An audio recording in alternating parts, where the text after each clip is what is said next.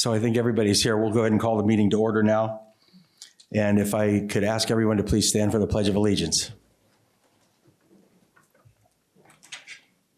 I pledge allegiance to the flag of the United States of America and to the republic for which it stands, one nation under God, indivisible, for liberty and justice for all. Thank you. Cindy, if you could conduct a roll call, please. Tony Castlefort. Here. Brian Schultz. Present. Glenn Patterson. Here. Lewis Worthy. Here. Mark Taylor. Here. Mike Barton. Here. Terrence Concanon. Here. Jim Dolan. I'm here. Damon Anderson. Here. You have a quorum. Thank you, ma'am. Next is what we refer to as the call to the public, and I'll read from a statement here. We will now have an open call to the public for citizens wishing to address the board on issues within the jurisdiction of the board. Your comments must be limited to 3 minutes or less. If you wish to address an item already on today's agenda, you should wait until that item is announced for public hearing, which will be 3 items from now. So we will do that tonight. We'll have a public hearing tonight with comments. At the conclusion of the open call to the public, individual members of the board may respond to criticism made by those who address the board, may ask staff to review a matter, or may ask that a matter be placed on a future agenda. However, board members cannot discuss or take legal action on matters not already on the agenda. Okay. Next would be the approval of the minutes from our meeting on December 15th of 2021. I'd like to ask if there's anybody that can provide a motion to approve those minutes. Okay. I would like to have my name added to the minutes. I was here last time and it was missed. Okay, Cindy will make that correction. Okay, very good. So we have a motion, and when we provide a motion, if you could just state just your first name. Mark Taylor. Okay, and anybody second? I'll second that, Brian Schultz.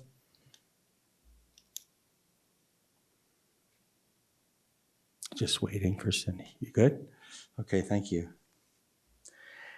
Next is going to be communications announcements, airport supervisors report. Damon Anderson over here in the blue shirt to my left is our airport supervisor, and he has a report for us. And Damon, if you're ready with that. And that'll be up here for everybody to follow. That'll be in the discussion. We'll do that. Okay. Yeah, so quick update. We've been doing the taxiway alpha construction. It's almost coming to an end.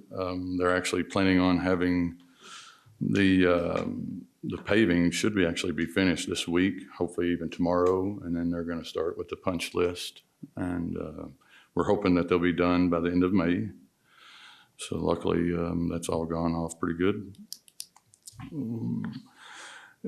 Talk about pavement. Big topic's been the runway project that we have. Mainly the biggest thought is closing the runway, is trying to schedule a start date and plan around that. I've reached out to the FAA and asked them that if we can figure a plan out with reimbursement requests, things like that. I did get it approved that we could go ahead and take the grant this year, but prolong the entire project with reimbursement requests with in-house stuff, things like that. And then create a solid start date for next summer. Hopefully, July and August are the slowest times, so we try to do it then. But there's a lot of stuff that still has to be worked out with that. And that heat, the schedule that was made for 45 days was an aggressive schedule, looking at, roughly 2 shifts, working constantly, things of that nature. And I don't know if we could do that in July. We'll have to talk to some contractors, figure that out. And then one of the other things is, making sure that prices will stay the same.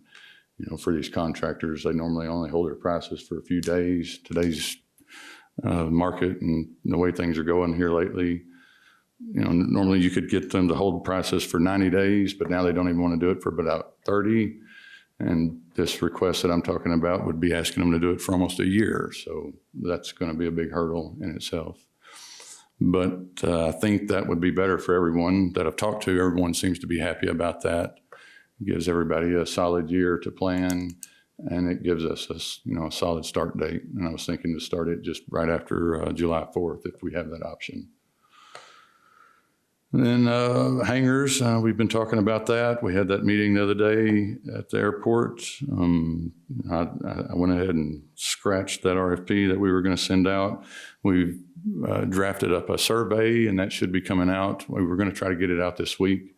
Hopefully we still can. And if you're interested in hangars, we really want to fill that survey out in detail, and that's going to give us a better idea of what we actually have the demand for, and then we can then redraft another RFP and start going in that direction. Fuel flowage, people kind of ask about that. I had looked at the gallons today. We're roughly 10% above what we were last year, and it's still going strong. A lot of that definitely due to the military traffic that comes in. And then finally, we selected CNS Engineer Architects as our on-call engineering consultant for the next 3 years. We did that this week as well. We had Mead and Hunt applied for it, as well as Armstrong, and it was just a 3. But I'm definitely happy with CNS. They've been with the airport 20 years. Ever since it's been there, they know it in and out. They're good people as far as I'm concerned, and meet all deadlines. And I mean, they're who I've been working with to get over $15 million worth of grants in the last couple of years, which is pretty rare to get through the FAA. So, and that concludes my report. Thank you, Damon. Next up on the agenda today is going to be communications and announcements, airport supervisor report, which is complete. So now we're going to get into the public hearing. What I'd like to do before we start that is I'd like to introduce Jim Nolan. Without misstepping, I think Jim is our liaison with the city council's office. And Jim, at the end here, Jim, go ahead. Tony, how you doing? Board, thank you.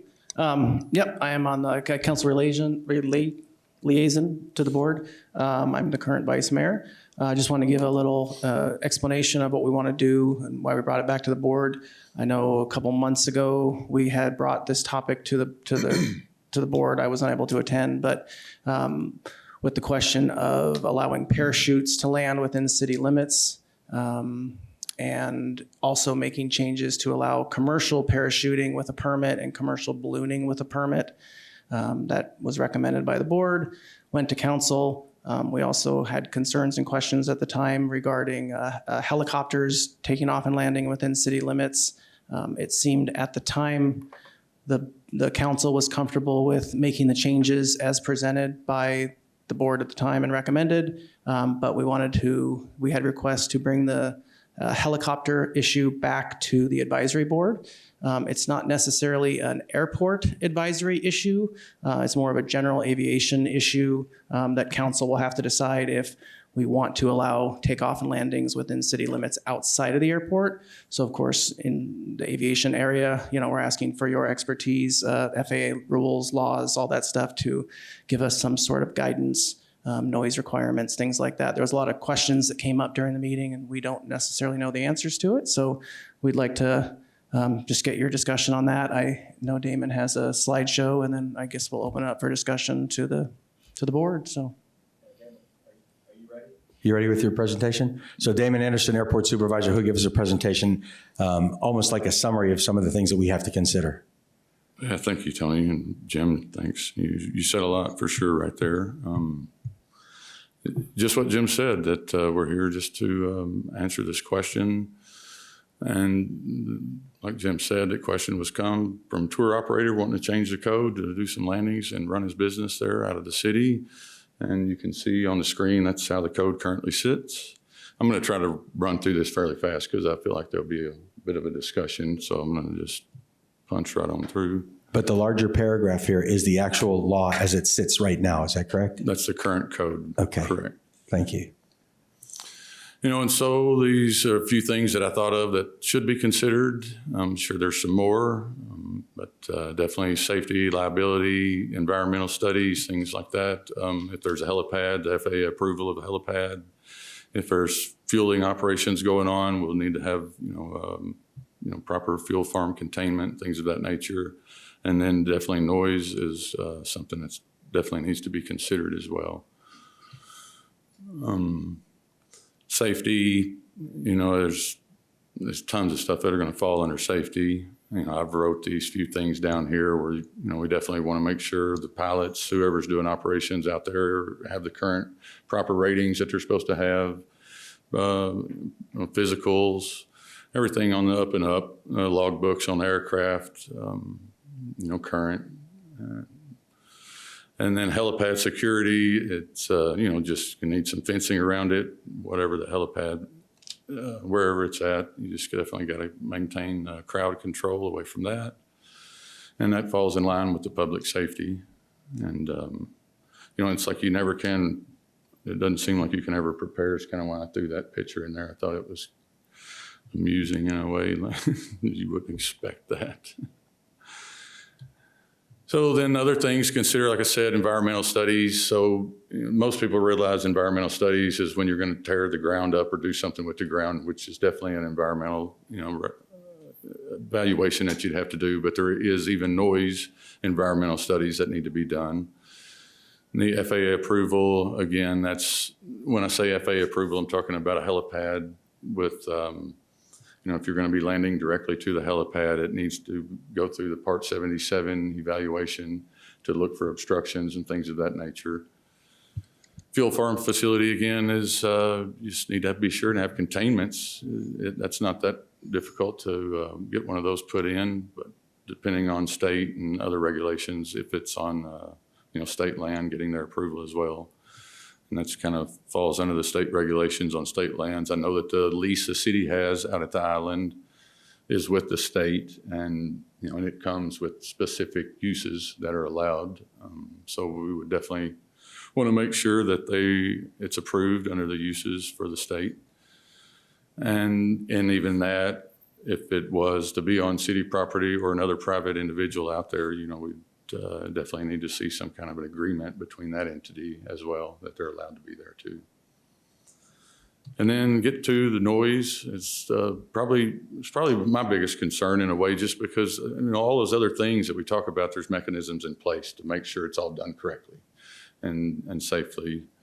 There's not a whole lot when it comes to noise. I mean, there actually is a lot, but it's still a major issue with the complaints that come in. And I'll read this, just a definition of noise. Noise is a sound that is unwanted. Some sounds, like a distant train whistle, can be a pleasant sound for some while being considered noise by others. Other sounds, like a neighbor's dog barking in the middle of the night, are more universally, found to be annoying. Even sounds that are pleasant at one volume can become noise to us as they get louder. Noise then has both an objective physical component as well as a subjective component that takes account of a person's individual perception or reaction to a sound. And it's probably hard to see, but this little diagram here on the right just gives you an idea of what some of the sounds you hear every day and what those decibel levels are, and kind of give you an idea of how to judge it from there. In 1979, they had Aviation Safety and Noise Abatement Act that came into play. And they looking for ways to mitigate this issue. So the FAA looked to promulgate regulations to meet three key requirements, and that was to establish a single, uniform, repeatable system for considering aviation noise around airport communities, establish a single system for determining noise exposure from aircraft, which takes into account noise intensity, duration of exposure, frequency of operations, and the time of the occurrence. And it also identify the land uses which are normally compatible with various exposures of individuals to noise. And so with that, that's where Part 150 came from, and now they have guidelines that you follow for the noise exposure. And I'm not expecting anybody to read any of this, but one of these is a map checklist, and the other is just the standard checklist for a Part 150. And these are just one page of 5, so it's a fairly extensive little document that gets filled out. And, to be honest, and that's about all I have when it comes to that. So then, council's looking for a recommendation.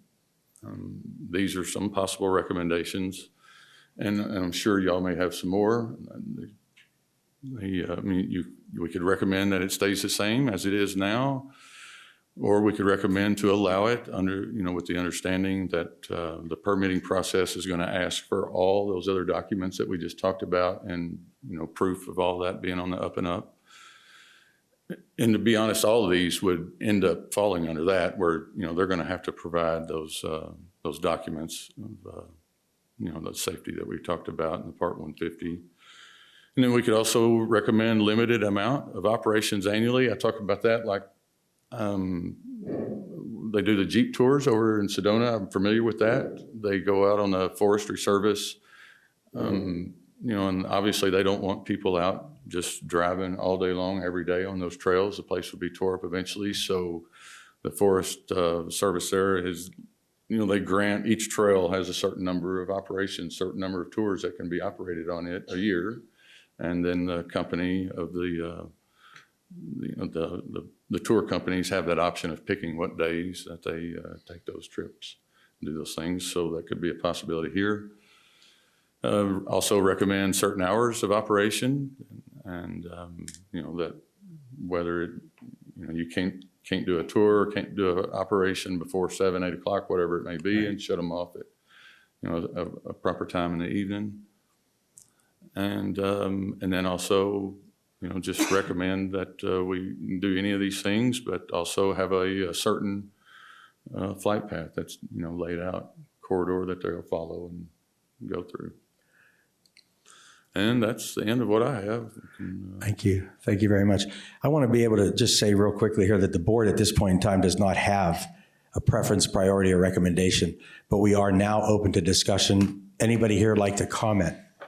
And I will go ahead and I'll point you out and ask you for your name. Does anybody have anything they'd like to say on this subject? Yes. Yes. Okay. So can you stand up, please? Hey, Tony? Yeah. Just to keep with the protocol, so if we, the helicopter who started this, Derek, I believe is his name, he can present if he wants to, and then if we want to get the general public, then we would just open it up to call to the public after he had his discussion, and then the board can ask questions, and then we'd open it to the public and a call to the public, and then we can have that discussion with them. So just a technicality. So okay, is this his cue now, though? He can. Yes. Yeah, Derek can come up now if you'd like. Can you come up, please, to the microphone? Thank you.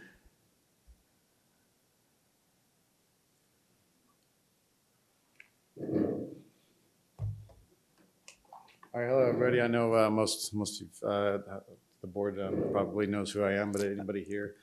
My name is Derek Bilke. I am the owner of Optic Helicopters. This is kind of mainly why we're here. I guess it's because of me. I'll do it. I'll take there. Go ahead. Keep talking. I just want to turn your Oh, it's not on?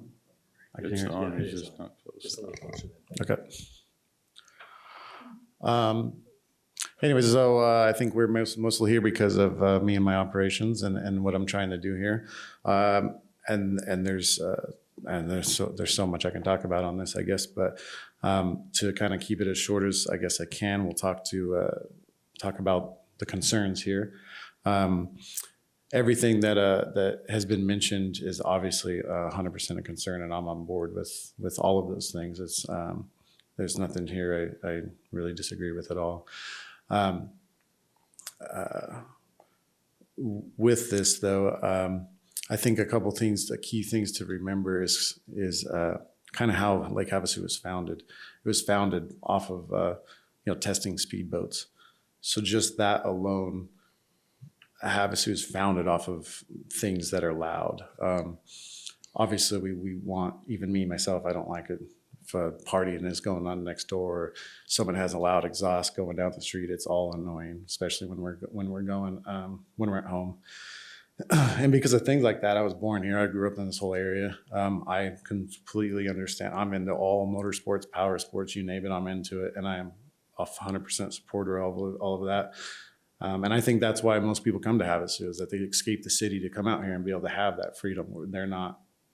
They can ride their side-by-sides down the street, and they can go out in the desert, and they can have their boats, and they can do all this stuff. And I think that's what makes Havasu great. But because I do understand, like you mentioned, flight pass, me personally, even now, I do not fly over the city. Unless for some reason I have to, I do not fly over the city. No one wants no one really cares to see the city. Like once in a while, I'll get like some picture requests to go take some pictures for realtors or something like that. But like that's very minimal. Even the airplanes and stuff coming in, their flight path is right over the city, and I never go to the city. I know a couple of aviators here on the board can probably attest to never seeing me over the city, and then that's for that reason, because I'm trying to be neighborly.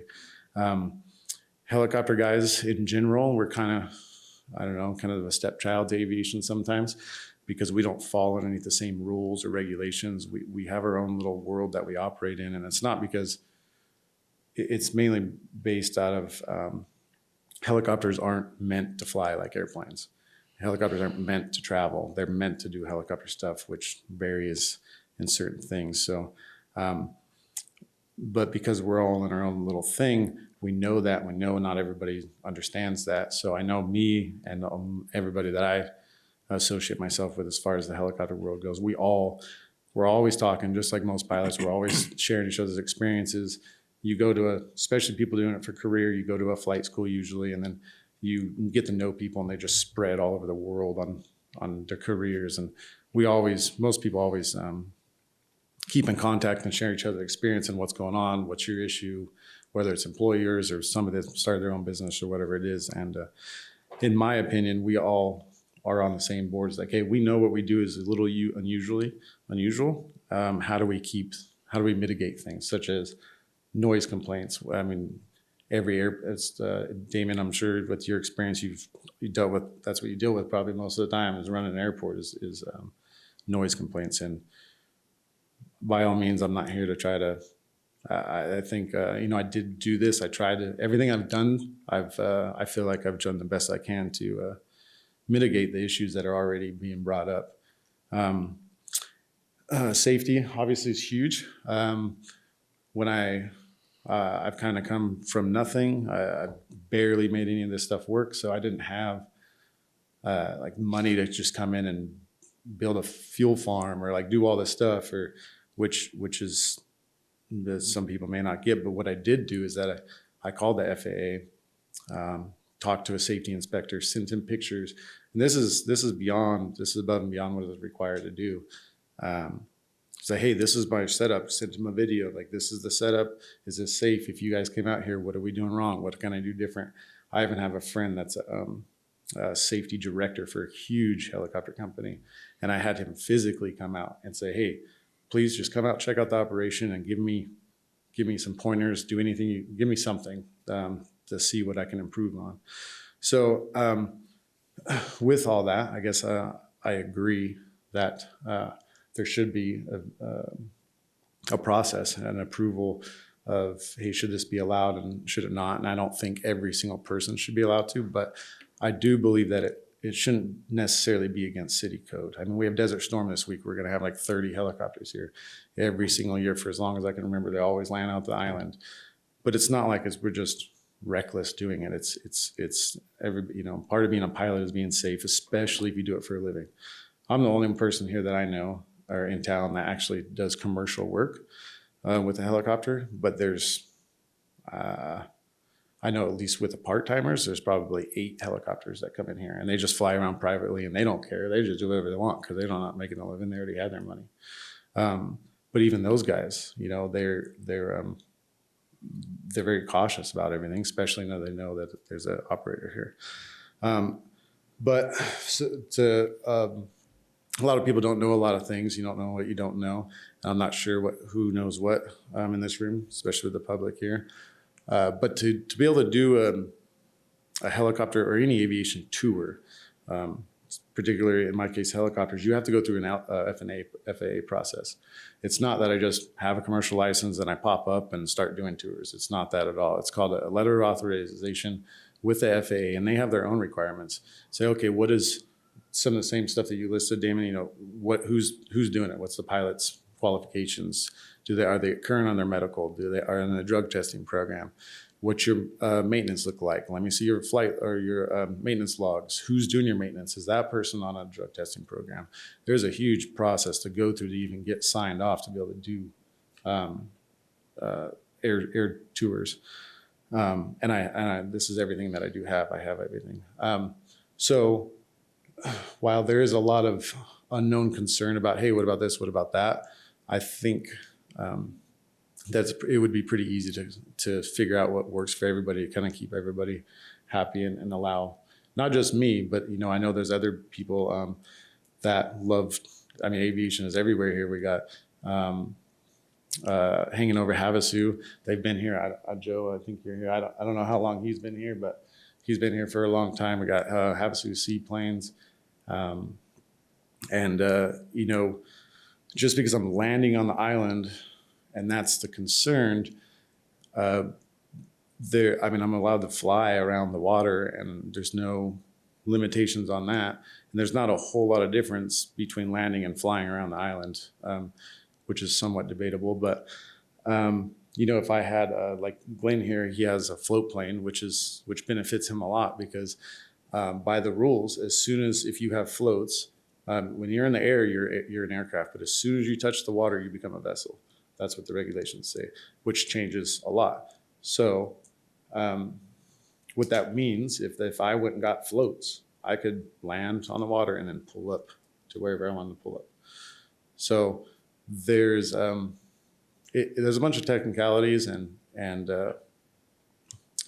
things, but I just think that we can all work together. And I know there's multiple people doing multiple things. We got the parachute stuff, which is cool. We got Havasu seaplanes. I know Glenn's been talking to me a long time about trying to set up a dock on the water, which I've always advocated for because I'm like, well, we could do it together. It'd be sweet, be off the water, off the shore, and do something to stay out of everybody's ways. And then Joe with the hang glider, it's cool what he does. Just fly around those things real low on the water. And I know a couple of those have floats. And man, I mean, Havasu's Havasu. It's an action sports, motorsports community. And I just don't think there's any way that we can't figure out how to make this all work for each other. And for me personally, being at the airport, not in the business side, I think it's safer being on the island because I'm a helicopter. I don't do traffic. I don't have to do traffic patterns. I don't have to do any of this stuff. And being at the island, I'm just kind of by myself. There's just not really much to worry about. Even customers coming in and out, I got to make sure they're guided at the airport. People don't know how to act at the airport. So it's just as concerning, if not more concerning, being at the airport than it is having my own little area. There's also concern of like, oh, it keeps this from everybody doing it. Well, that's where I think if we just take it to back to the city code to where, hey, this can be allowed with a permit. That's all I've ever been asking for the last 9 months. Is like, get rid of the city code that says it can't do this, period. Let's work together and come up with a permit process and see what that looks like. But we can't even get to that point until the city code's changed. So I think that's all I'm really asking is figure out how to work together. I know, although it is say helicopters, but it's more people than just me trying to do cool stuff here and keep Havasu lively and kind of what it was founded on. So, yeah, I guess that's it. Thank you very much. Jim, did you have something you want to say? Okay. So is there anybody else here at this meeting that would like to address? If you want to just officially open up to the call to the public. Call to the public. Yeah. Go ahead. Okay. Is it Kirsten? Catherine? Yeah. And then with general call to the public, they get about 5 minutes. There's no timer, but if they talk for an hour, we can shut them off. So. Why would you say that before I start talking, Jim? 4 minutes and 35 seconds now. Okay, Catherine Phillips, alternate member. I guess Derek already touched on it. I guess my first question would be the original objection or motivation for not using the existing airport facility. If you would maybe elaborate, or if we can question that in general. I mean, we have the airport facility. You will need to, I presume, proceed to the airport for fueling at some point, unless you want to start talking Bowsers or fuel tanks. So that was really my first question. And again, also what locations were possibly being considered or requested for consideration, knowing the real estate situation here. The properties are, the status of the properties is changing quickly. Yeah. And what is available this year may not be available next year. So just to see if we can pinpoint a little more what areas we're talking. So motivation and where. That was my two questions. Okay, thank you. And I can tell you that I lived and flew in Hawaii for years, and the way they're set up there is they operate out of the international airport, but then they have vans that pick people up in Waikiki and take them to where the helicopter actually takes off, and where this is its arrivals and departures and stuff. So I think that's something that you're worried about. Now, do we go to Derek then? You can, yeah. Oh. Can you Go back to Derek respond, please? Yeah, if Derek wants to answer questions, it'd be great.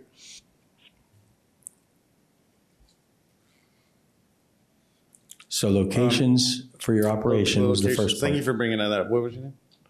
Catherine. Thank you, Catherine.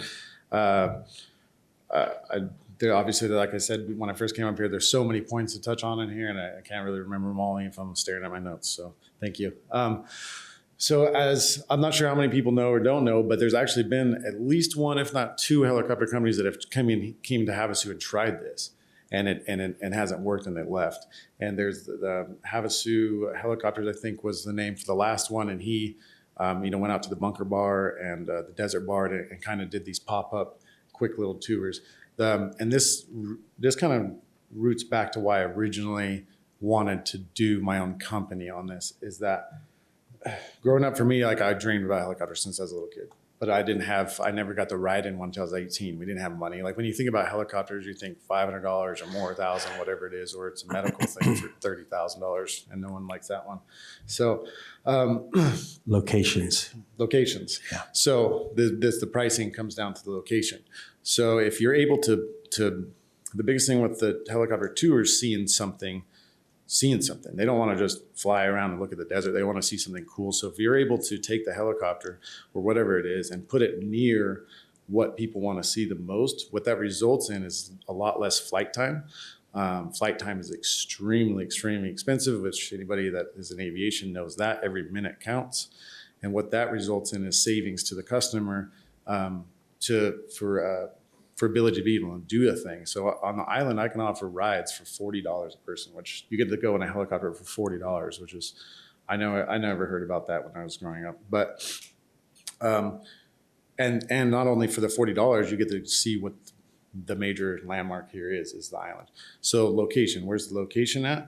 The Island and Hotel, the Patel family, they have a lease with the state from the four-way stop in McCulloch and I don't know what that other cross street is.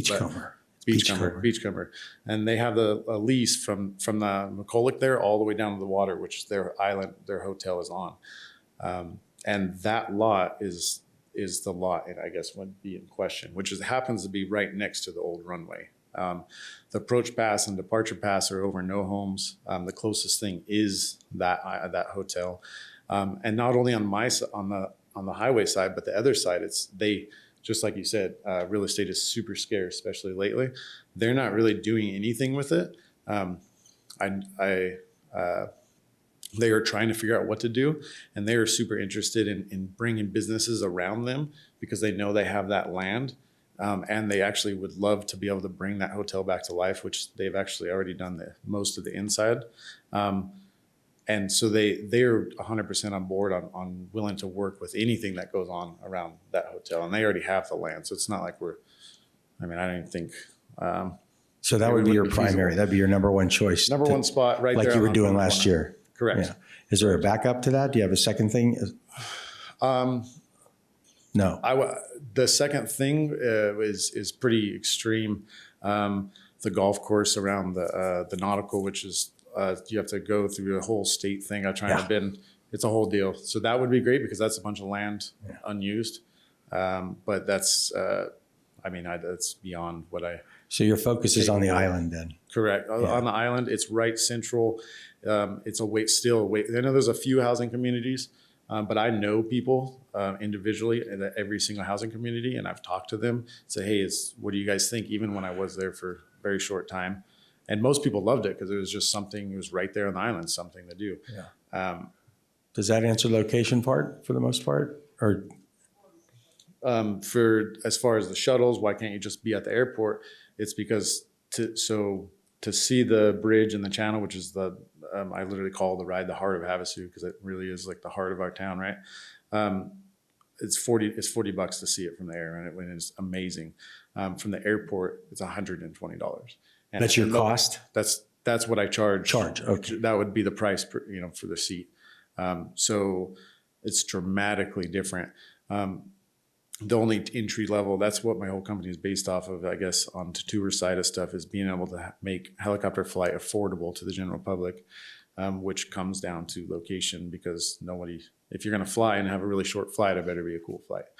At the airport, the cheapest thing I can do is $60. And even then, it's not really, half the time you're flying over the desert. And then the only cool thing to see in a short distance is the sandbar, which is pretty popular. But this has come up in emails and such too. The problem with that is that it is in a wildlife refuge area. And I'm going to bring this up now because it's come up with phone calls that I've had and whatnot. It's always a concern. So that with a refuge area, it is requested that aviators or anybody flies 2,000 feet and above for multiple different reasons. So it's just an area that now the key word there was requested. It's not required that we fly at any altitude. It's just asked by the Fish and Game. So when you take the focus, I would love to stay out of it up there and stay more like around the island where it's there is nothing like that, and it's what people want to see the most. So when I'm at the airport, it kind of forces me more northbound and closer to that area that I think everybody tries to avoid. Unfortunately, that is kind of the best place to see from the air up here, but still we try to do the best we can to not go up there. So. All good? Is there anything else? Would anybody else like to address the council? Yes, in the back, sir? Yes. Can I put a rebuttal into his comment, please? If you would mind, could you come forward, tell us your name, please? Yes. Thank you. Can we lower this to my size? Can you just get on your tippy toes? No, I'm just. Thank you.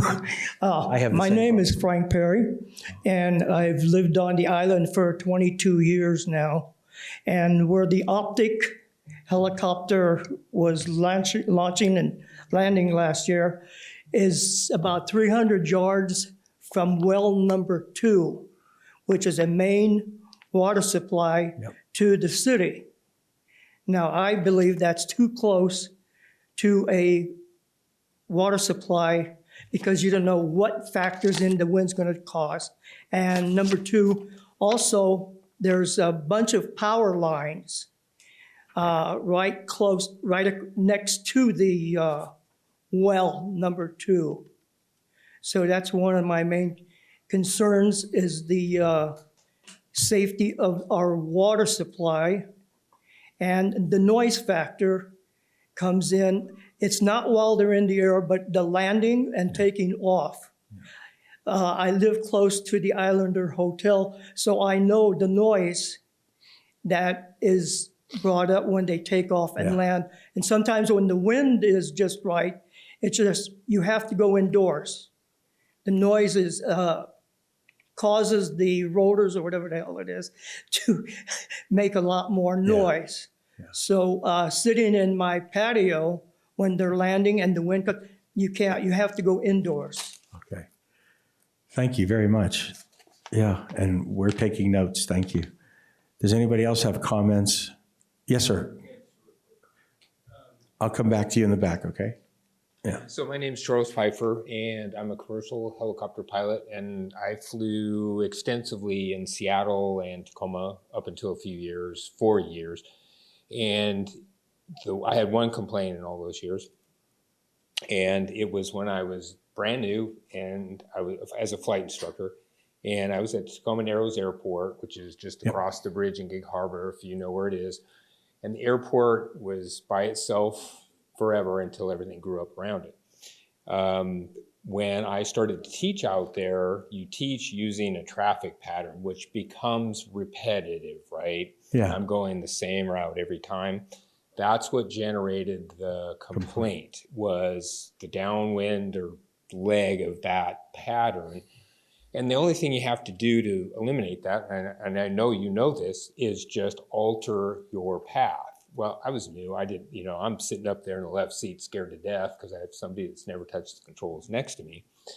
And so we just started to alter, where we were as we went. And I even reached back out to them and they were fine. They said, yep, it's fine. We hear you every once in a while. Yeah. And there's other things that you can do when you fly, like watching the descending turns, right? So you don't slap the blades, that kind of stuff. But yeah, once all the safety concerns and everything are met, then, that becomes, in my mind, the issue. And we flew, we would go lap the Space Needle, and we never, and all of that never, and we're over a big city doing that. Zero complaints. Yeah. No. That's nice of you. Thank you for speaking up. In the back corner, sir, I think you raised your hand a minute ago. I'm going to apologize. I just had Flight Service is looking for an overdue aircraft, so that's why I'm. Is that what that was? Yeah. Okay, thank you. I mean, Are we going to be able to talk about the report the gentleman gave, or did you get any public comment on that? Did you get any open? that was just a report. This is a discussion about the agenda item, which is the helicopter operations within city limits. There's no public comment on this vote on anything? I can jump in. Jim. Yeah, if you want to come up here, we just need to hear you from the microphone. We can't talk to the crowd. But yeah, so this is just it's basically just discussion and possible action regarding recommendation to city council regarding helicopter takeoff and landing. So it's just general. Okay. So we could also jump back to the board here and see if the board, get some discussion with the board, and if the board has any questions for the operator himself or for Damon or for another expert on the panel. And Anybody up here have questions so far? Glenn, you have something? Brian? B? At this point, I don't think I do, other than I would like to look at the current code as far as from the liability standpoint, as far as to make sure that Derek's protected. Or any operator, not just Derek. That where does that fall from him onto the city operating outside an airport environment? Just want to make sure he's covered. Yeah. Yeah, you're almost putting a temporary airport environment into a location that's no longer or never has been an airport. Yeah, that's what you're saying. Okay, how about anybody on this side? Nothing? Okay. You mentioned that two other companies had tried this previously. Were they with Robinson or were they turbine equipment? Do you remember what type of helicopters they were, just out of curiosity? And yours is a 44 then, so it's a reciprocating, normally aspirated. Yeah, okay. Jim, did you have anything? Nope, not right this moment. I guess that concludes the public hearing portion of the meeting. Yes. We can keep it open. I'm sorry. Go ahead.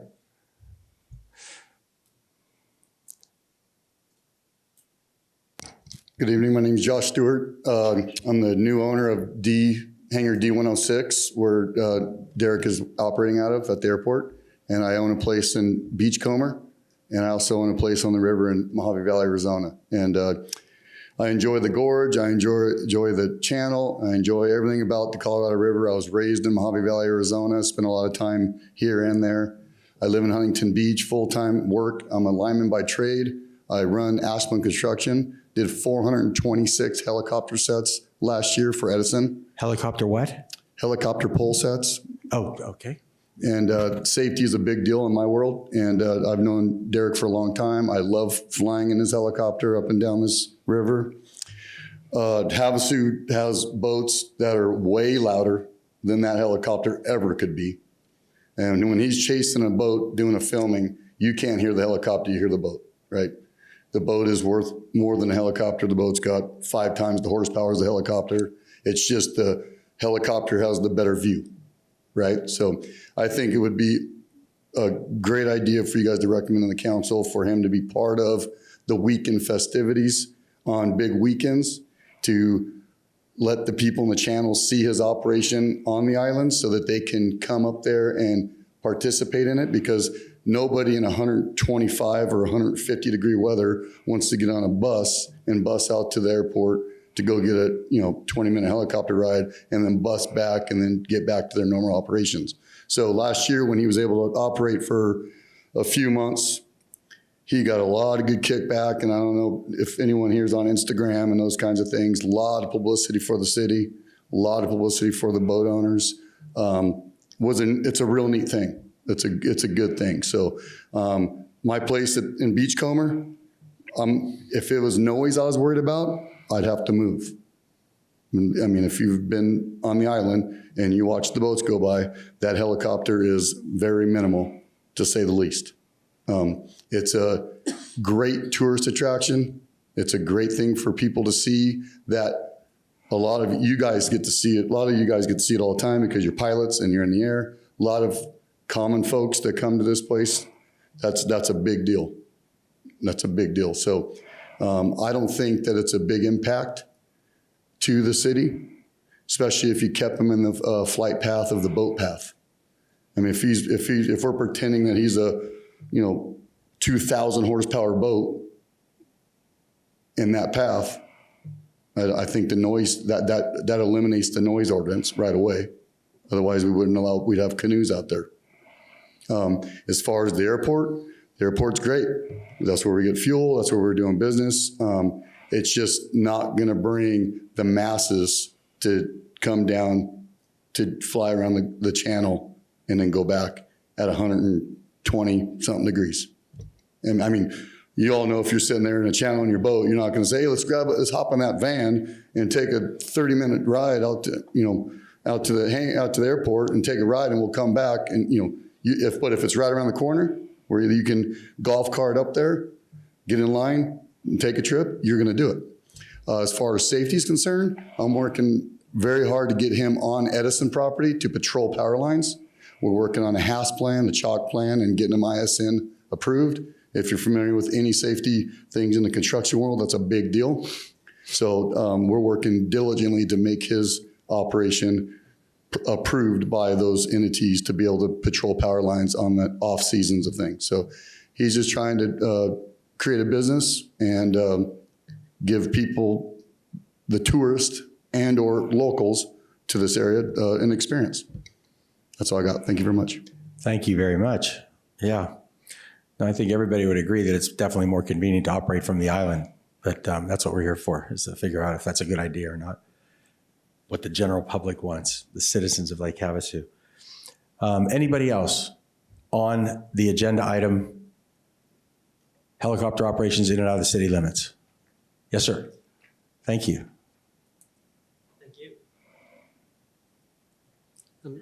Tom Williams, resident of Lake Havasu, lived down by Jamaica Elementary School, aviator, 30 years as an air traffic controller, airspace manager, range officer, and operations director of airports, various airports, mostly military. I was in the Marine Corps for 30 years. And, I'm not going to rehash what's already been said very eloquently, I think. I think the issue was brought forward at my first board meeting. I didn't expect to come across this issue. But, as long as the safety concerns are met, both from the city's perspective and the FAA's perspective, I can't see why this operation is not feasible. As a matter of fact, from an economic perspective, I think this is the type of business we would want to see flourish in Lake Havasu. Fast food chains are great and they employ a lot of people, but we don't need more of those, I don't think. And something along this line is innovative and interesting, and the fact that he's going to use the helicopter for what it's really good at, being close to your customers and giving your customers the service that they want to have and the experience that they want to have. To me, seems like a win-win for both the city and the operator. So with that, I thank you for allowing me to speak. Well done. Thank you, sir. Anybody else like to comment, have an idea they'd like to share about this subject? Nope. Can I get a motion to adjourn, please? Unless, Jim, did you want? Maybe, well, go ahead, Damon. I would just say we might want to bring it back to the board. I know the council's going to want, public opinion is great. We're probably going to get the same thing at the council meeting. We've had the same thing at the council meeting before. I think we kind of would like the board members to kind of weigh in. Of course, I think as a council perspective, I think it's going to come down to a noise ordinance, complaints, those kind of things. But, from the aviation side, I'd like to maybe get you guys to weigh in, maybe have a little. Okay, I think, Brian, go ahead. So I guess we need a little more direction, Jim, is what we're trying to get. So we have the current code. It forbids landing in city limits. Council wants our opinion of whether it should be allowed or not.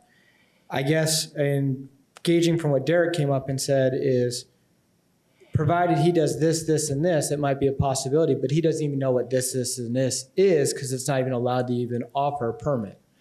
So I guess what I kind of would like to know more from the city attorney, because that's where the code comes from, if we allow and we say, okay, we might change we're open to changing the code, but what is the process? What is that going to take? What does it look like? What does it see? Damon brought up some great questions where it's state land out there that's leased back to the city. Is that even allowed and going through that and the due diligence?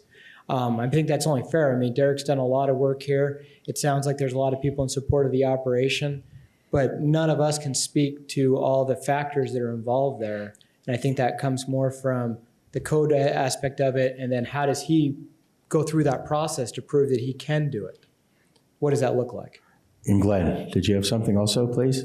So the Helicopter Association International publishes procedures on noise abatement procedures. They publish it for anybody in a town or a township or a city that is concerned with noise abatement. So these procedures that are published is something that I'm assuming Derek, would already follow. If he has a takeoff route and a landing route, and it's not hazard to anybody as far as the FAA is concerned, and it's not going over anybody's house, then that's a safe egress and ingress.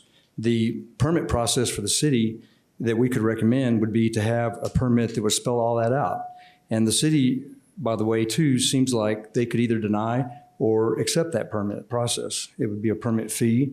They could accept that or deny that. How they do that should be predicated on the Airport Advisory Board in some shape or form, a recommendation even for that permit. What I don't want to see, I think we will all agree with this, and I hope the public would agree as well. We don't want to see a ban on no helicopter landings in the city of Lake Havasu. Some cities have that. If you bust that, you get fined. You have to apply for a permit. They have permits in place for that.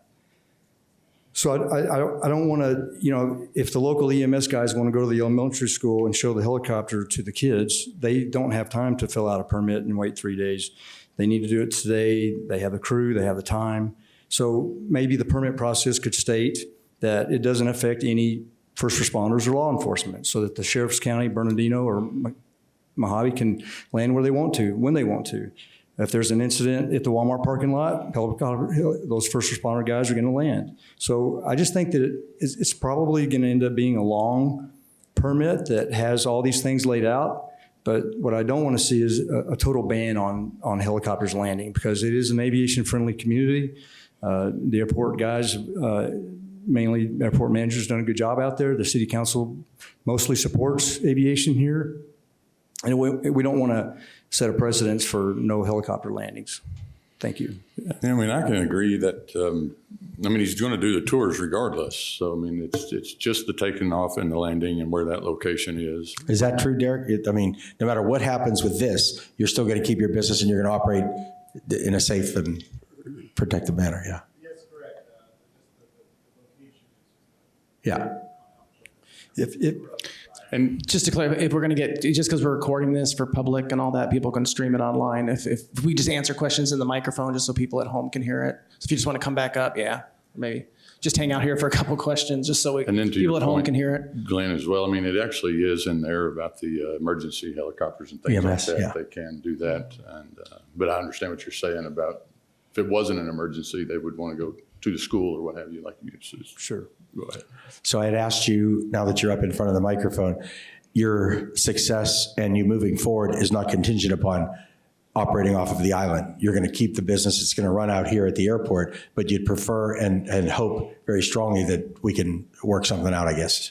I would say yes, that is partially correct. The fate of the business kind of, it's huge. It's not, I'm barely able to make things work at the airport.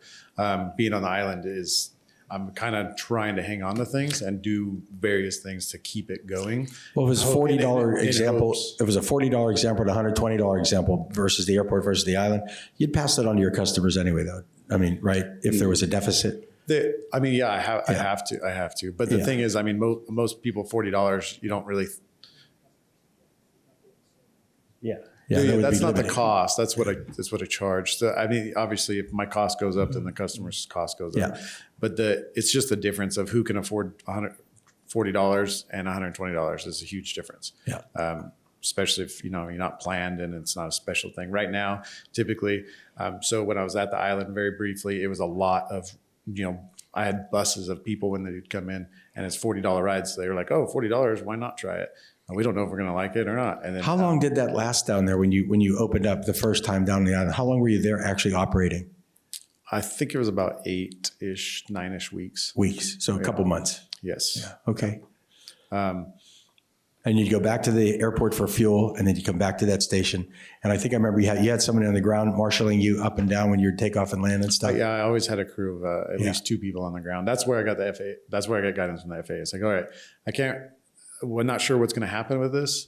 It's kind of temporary. We're trying it out. I can't just build a wall or a fence. So what can I do? And they say, hey, put some cones out, have a ground crew. Yeah. Make sure no one's going to run. That was the into it. Scottsdale FISDO? Correct. Yeah. Correct. Okay. And if you have that, then you're good to go.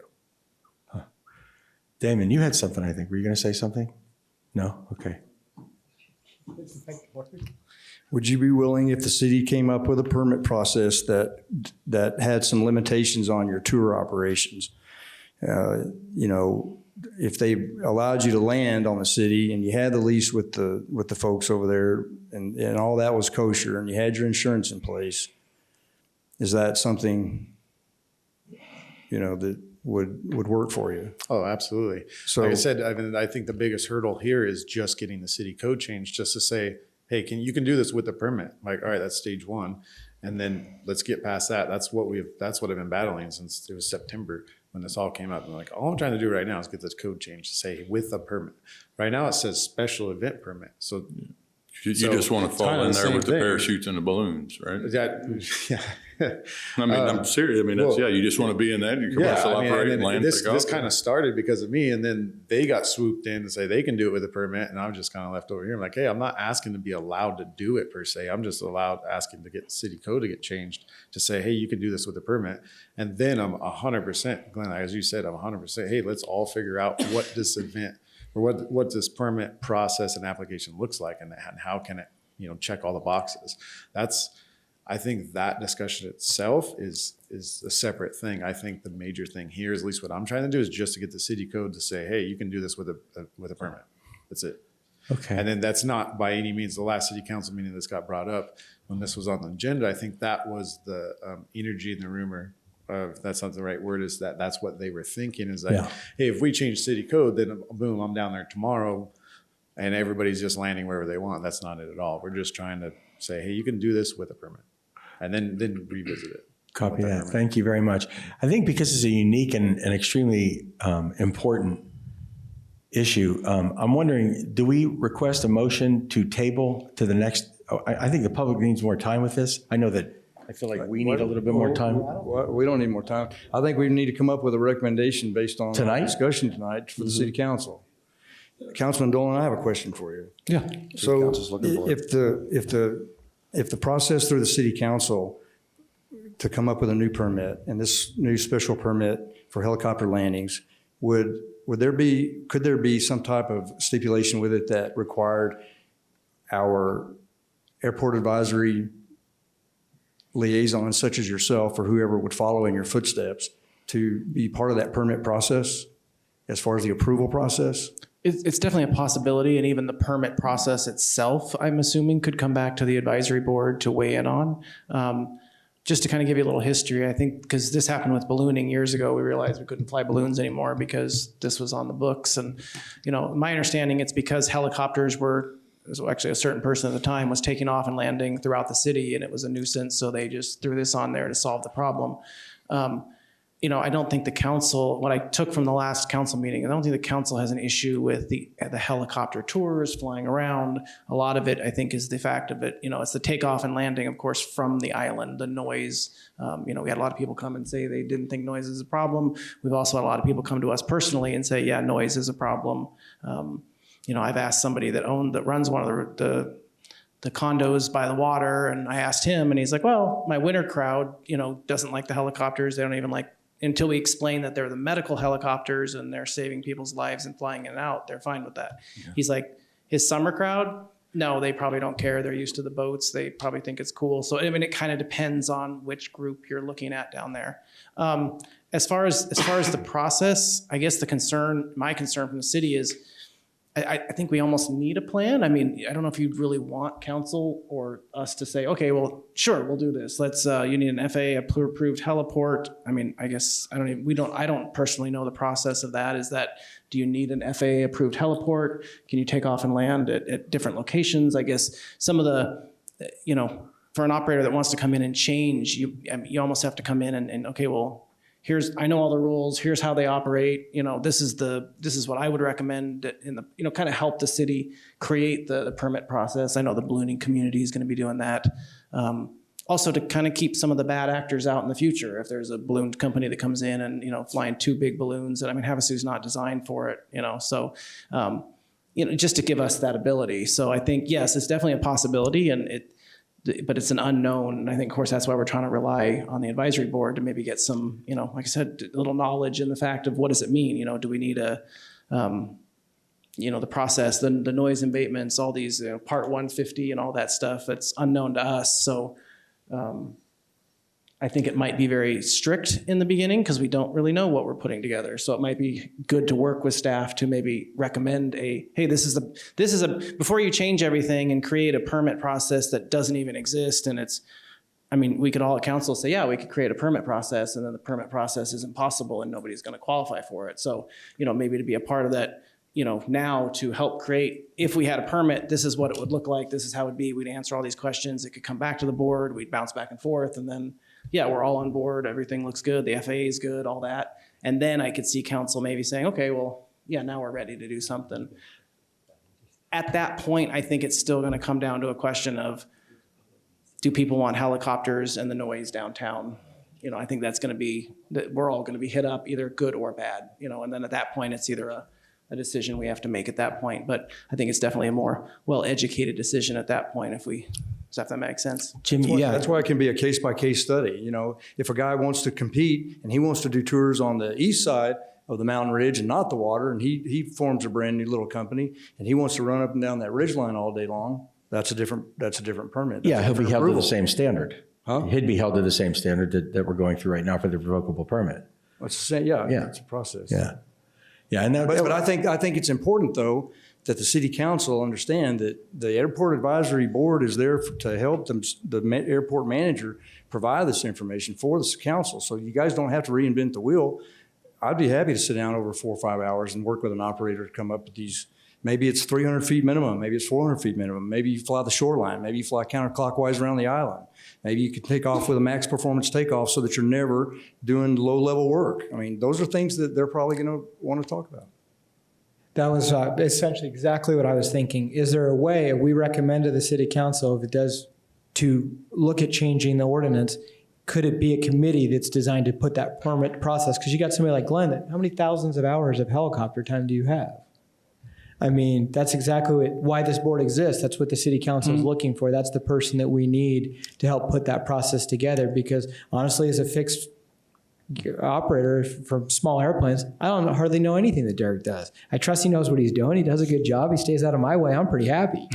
But that doesn't mean to make it right. That's where somebody like Glenn comes in and gets it taken care of. And I have revocable 30-day revocable permits at the Honolulu National Airport and also the San Francisco International Airport. So I'm familiar with the permitting process and all the things that it takes. Not helicopter, that's Part 77.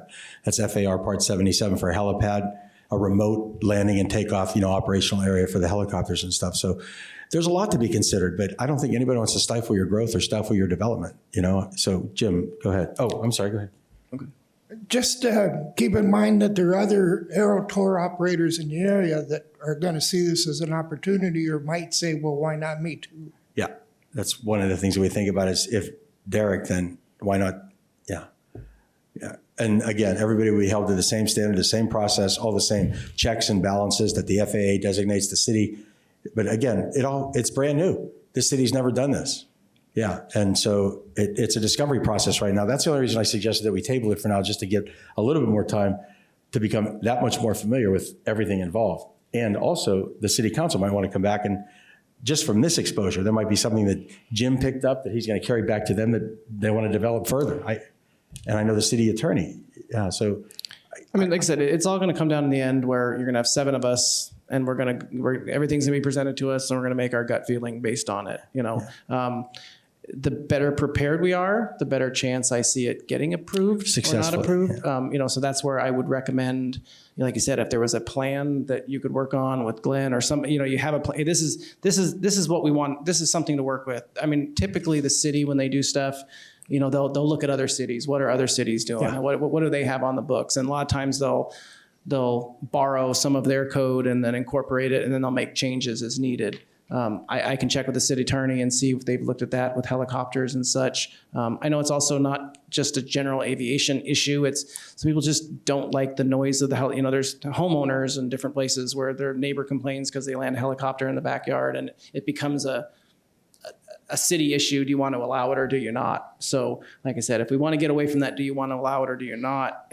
I think I'd be hesitant right now to be like, sure, just take off and land there without a plan and say, oh, don't worry. Right. You know, I don't feel like we're ready to make that decision. To me, if we can't even decide this in detail, like how is the permit process? And like I said, if you send nothing personal, but if we push the permit process down to the staff level and then back and all that, I don't think it's going to be, I think it's more favorable if you're part of the process. And hey, I've looked at this, I've done this. Yeah, I've talked to the FAA, and this is what they want. This is what they need. Yeah, that's a proactive approach to this process. Yeah, I think proactive is going to work really well with the council, and I don't know if we're there right. This just my personal opinion. Yeah. So maybe we can. And like I said, if you guys want to make a recommendation, that you can state the motion however you want. If you made a recommendation based on this, and that, or you know, it'll come to council. You know, like I said, the public will be there at that meeting as well. You guys could also come. You know, I'll also rehash some of the things that were brought up at that meeting as well. So, like Glenn mentioned, and I said this to Damon earlier this evening, I think it might make good sense to have a task force or a specially assigned or appointed committee, people that bring something to the table from their in-life experience that might, you know, maybe even expedite the process for you. So I think that's probably something to consider as well. But I do think we need a little bit more time, and I could be wrong. I don't know. Can you guys agree with that? Maybe can we table it till next month and then do a little more research? You do? Okay. These guys, what about over here? You ready to make a recommendation to the city council? You are? Okay. I'd like to, Darren, could you put that list of what your recommendations were back up? Can I comment at all? Can I comment or no? Yeah. Mm-hmm. Who said that? Who wanted? Yes, go ahead. So I'm just trying to see what we're recommending or not recommending. As I previously said, all I'm looking for right now is to get the city code to change to say, you know, with a permit process. But it sounds like that you don't really want to recommend, say, let's change this until you have that permit process in place. Is that what you're at? Is that what you're saying? I would say not necessarily this meeting. If this were a council meeting, that's kind of where I am personally leaning. Okay. And I'm just trying to give a little maybe perspective to how that council meeting would come.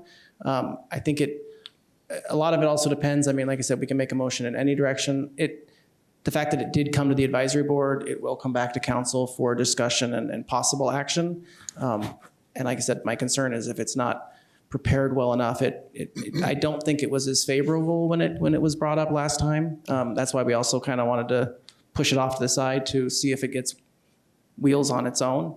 Like I said, it's you guys are making the recommendation. You can make the recommendation. I mean, council could go the opposite direction if they wanted to. Like I said, we'll have the discussion as well. It's just I just really want to emphasize if the more prepared we are when we get to that point, and also too, I know things in city tend not to move that quickly in general. The process another month, but also, you know, in all fairness, I mean, we talked about this 9 months ago, but I mean, you and the mayor have also missed calls back and forth, and you left town and came back, and so it's not.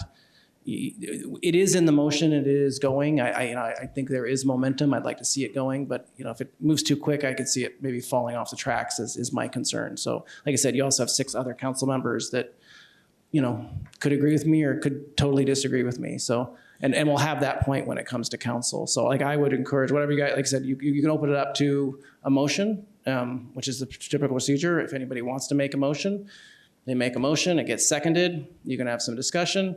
It goes up to a vote. If it passes 4-3, That's the motion, that's the recommendation you make. It happens if it doesn't pass because we don't like that motion, you can make another motion until a motion passes. So just to kind of give a little guidance in that. And go back to the, your question about the permit. I mean, we're still drafting and revising and making the permit for the hot air balloons when we did change the code. So That was we made that decision to go ahead or council made that decision to go ahead and do that based on this permit that we would create. So I would guess we would think, that would be the perfect permit. Yeah. If you had that permit, it was exactly the way you wanted it, would you recommend them to then do it? Would maybe be the way to look at that. Yeah. And then that way you could go ahead and make that motion and that call, and then we would just have to go through that process of creating that permit. And then having the permit would also have to be approved through council, I would imagine, once we got that drafted. And the balloon permit was also, it's a lot simpler. It's a lot of, Right, the reason for sure. that we as pilots wanted to have that was so we could require if somebody came into town, they have to have insurance requirements. We have to have somehow contact with them if we get some, complaints or, it's not like you have to catch the end number. It's, the big yellow thing that landed over that way. So, it's a little bit simpler process.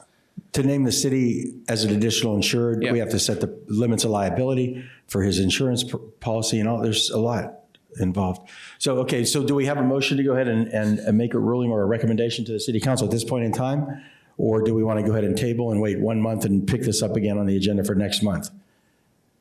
Mr. Glenn, Mr. Schultz, Commander Schultz? I would make a motion that we recommend to the city council that we allow helicopter operations to land and take off within the city limits, and that we not ban landings and takeoffs within the city limits. To provide a new permit process through the city that will allow a tour operator to operate with certain parameters.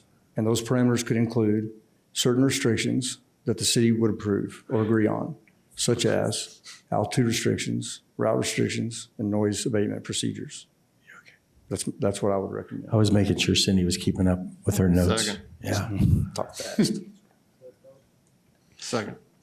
Was that a second? Second. Okay, then that's it. So you can ask if there's any additional discussion on the board, and then once there's no more discussion, then you can take it for a vote. Yes, sir. Go ahead. I could support if you included item .2 on this list and item .4 on this list, which includes understanding the strict permit procedures and certain hours of operations. You don't want a lot of night flights and stuff like that going on. And maybe discuss .5 on there as well, which is flight corridors. So we conduct a vote.